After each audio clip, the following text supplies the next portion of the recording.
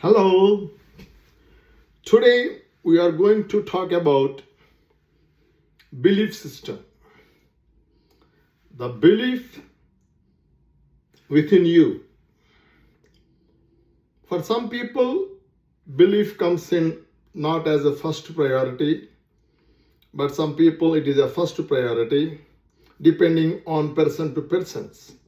Some knowledgeable people like doctors, scientists, they believe in themselves. They believe in their knowledge, they believe in their methods, they believe in their systems, they believe in their discipline, and they expect the results. I am not that person. After following all these things, but I believe in my belief, what my consciousness is telling at that point of time. Now, the situation I'm going to explain now, which is challenging and emotionally connecting, I want to share this so that you might have come across such situations. Around 2019 or 2018, at the end of the October or something or November, I was preparing for my exams, some certification exams. I'm doing an 8 to 5 job, happy, no problems. Life is going smoothly as the bus comes and I go to downtown and come back. I was preparing for an exam for the last 4 months, 5 months. That is project management certification, PPM certification. Very tough.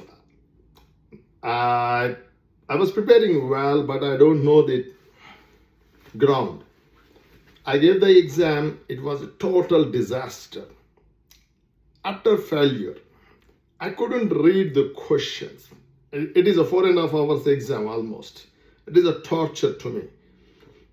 I came out the exam and that I was feeling bad. I told to my wife that was a disaster exam, disaster day, and I got a call suddenly from India that my mother was taking her last breaths, counting her breaths. I was totally no clue what I am listening, and I asked them to put on a video. It got a 25 seconds. They cut the video because they don't have a battery. And I lost my mother. They said, your mother is dead, but still we are going to take to her hospital. For them, it is night 1 o'clock, somewhere around. For me, it is 6 o'clock, something in the evening. Something is happening. Then I was frozen. Then immediately my mind gone into another mode. Now that is the situation, right? My mother has passed away. I lost my father 20 years back. Then when my mind started calculating, what is the problem? The problem is I don't have a passport in my hand to travel to leave America, to leave America. My American passport was sent for renewal to some other by post. It will take some 45 days, but just 15 days or 2 weeks has not happened. The passports were not there for me and for my wife. Then what about my children, adult children who are in colleges? And their passport is also not with them. It is in our house. Over the night, it cannot be transported. Then my son is having in the middle of the exam in a medical school. He can't go either. Now this is the situation. Again, I'm frozen. What to do? What not to do? I can't do anything. I was breathing. My wife was worried about me as if I am set to collapse because my movements are 90% is frozen and 10% is somewhere my brain is blinking. What next? What next? What next? Then I don't know. I was searching in the internet. My wife is talking to some other known contacts. Now, it is a situation. My mother has died. My brother is in US. I called my brother. He is also in such a situation. But he's in San Francisco, but I am in Pittsburgh. And he also sent his passports for renewal. But my sister-in-law's passport, it is in her hand. But she is in India at that time, luckily. And Rajahmundry. I have to go to Visakhapatnam. Then I don't know what to do. Nobody's help. What at that time my belief kicks in. It is saying relax, relax, relax. That is only I'm telling to myself. But my son is in Washington DC, and I was settling on my bed at 12 o'clock, and my son knocked at the door. He drove from Washington DC to here starting at 8 o'clock or 7:30 in the evening there, and he reached Pittsburgh. And he said, don't worry, I am here. When I saw my son, I thought the God has come to my house to help me. That is the only thing, because I don't have anybody to share. Then he said, and he started looking in the internet, what to do. The steps is I have to drive to Philly, and my son took care of me. He said, I do driving, Dad. You sit in my car, both mom and dad, you pack everything, and we go to Philly. And we started in the morning, 6 o'clock next day, and we went to Indian embassy there. Blah, blah, blah, things happened. At the end, we got passports. And in between, there in Philadelphia, I have another friend like my son, Ramu Kanimeni. He joined me and he gave me a moral support by bringing us lunch, and he took a day off or some half day off, and he accompanied me for the Indian embassy passport offices. Means I am making another passport. That is the bottom line. At 4 o'clock, 5 o'clock, yes. And my son has booked the tickets before the night for me and my wife, Ramani. I am still in a different zone. Something is going to come. I don't know what it is. I'm not at all on the current time, in the present moment. I'm somewhere. I'm only 10% is functional. My son is looking after me physically.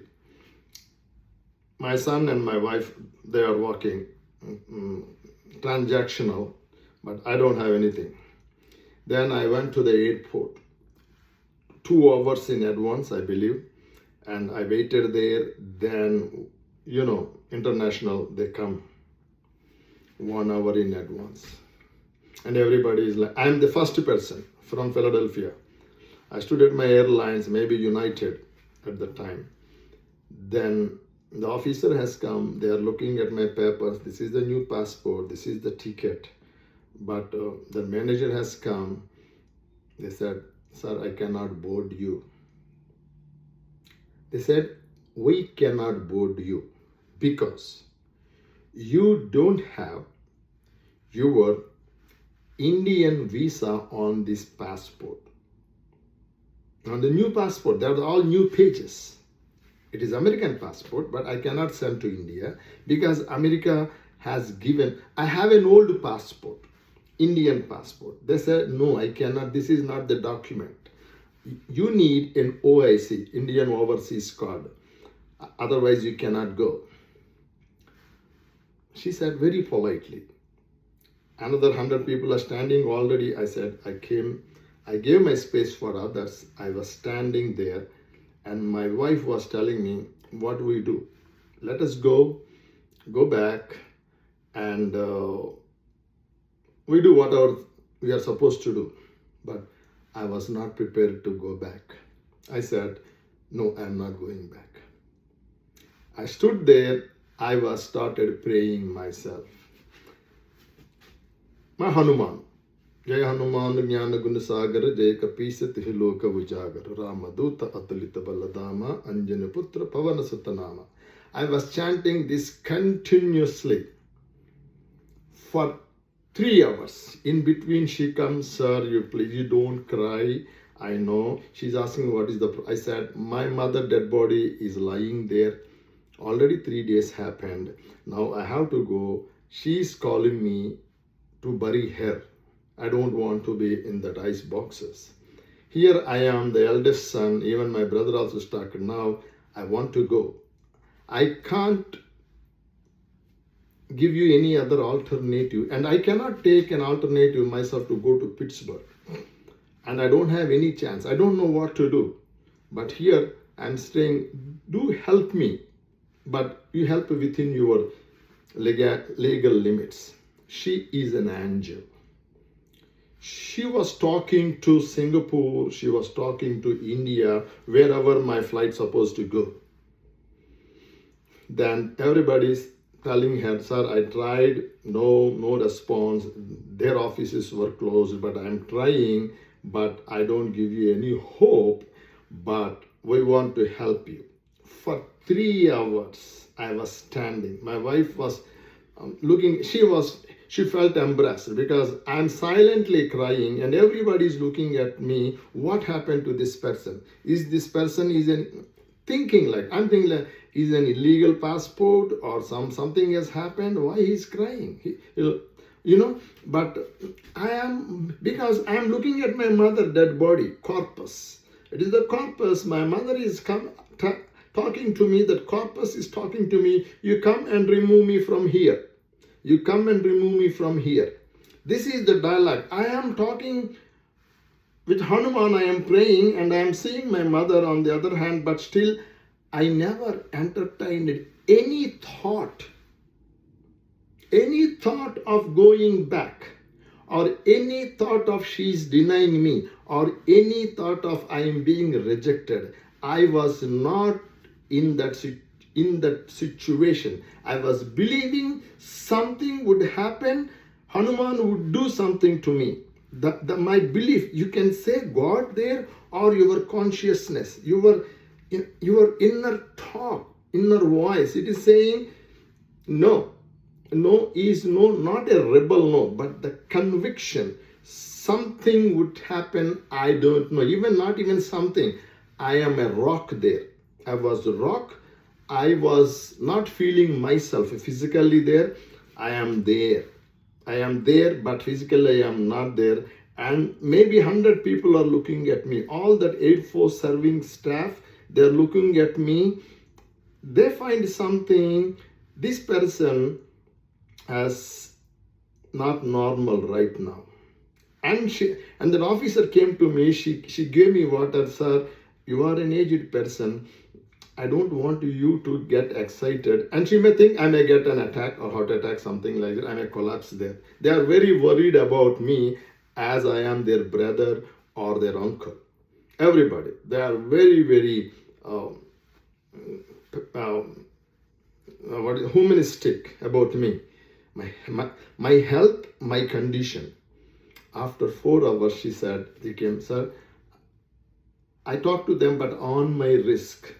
I will send one of you, who you will choose.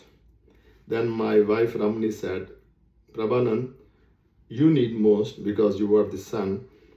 You take. And she was arranging the suitcases, because she has not accepted our suitcases. And she is separating my clothes and all those things. But still, I am not in the moment. I am already in the trance. I am believing something is going to happen. I am in the connection of my consciousness. I am not in the physical plane or lane. Now my wife is worried. In this situation, I can cross the steps, the elevators, and can reach to the my seat in the plane, and I can transfer and go back. That was her worry. Because this man is, he never saw me in that situation. And when we are completely, and my friend Ramu has come again. Then we called him. In the evening, he went back to home, and Ramani called him, and he came. Then he said, "Come, let us go to our house. Tomorrow we will do something. Again, we will go to American office or Indian office. We will do something." But then she came at end. In between, she was talking to Bombay and Delhi, the Indian, whatever, the immigration passport, the connection, and they said because he has an old OIC card with him and that documentation, you can allow him on an exceptional condition because it is a mother. My situation is the parents, they allowed. And she said with the folding hands, "Sir, I don't know what happened. I don't know. It is not within me, but something is worked out for you. Now you both can board the plane."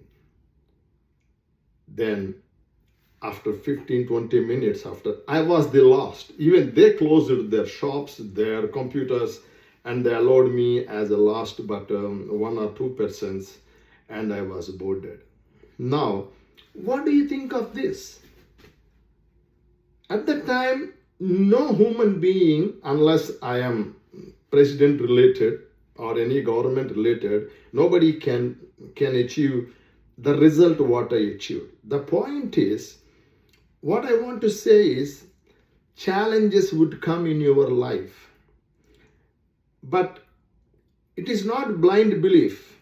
After exhausting every chance, every action, every resource that you have, then you believe on your consciousness. That is not personal or personal objective, not against any others. Then I believe in my cases, I will share a couple of other cases, it has worked. The belief, the last chance would be the first line of defense. The same we see in the case of great players like Kohli, Kapil Dev, Gavaskar, Team India, and any other successful, even Steve Jobs.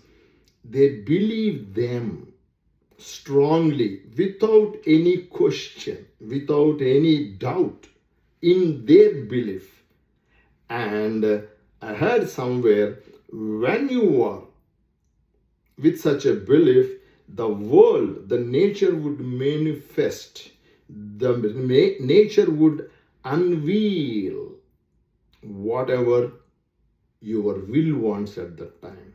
That's why what I want to say is, you believe what you believe. You will see.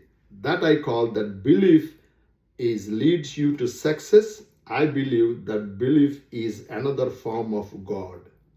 The consciousness, the pure consciousness you will touch into, and the things would manifest. Thank you. I hope you enjoyed this one. Thank you.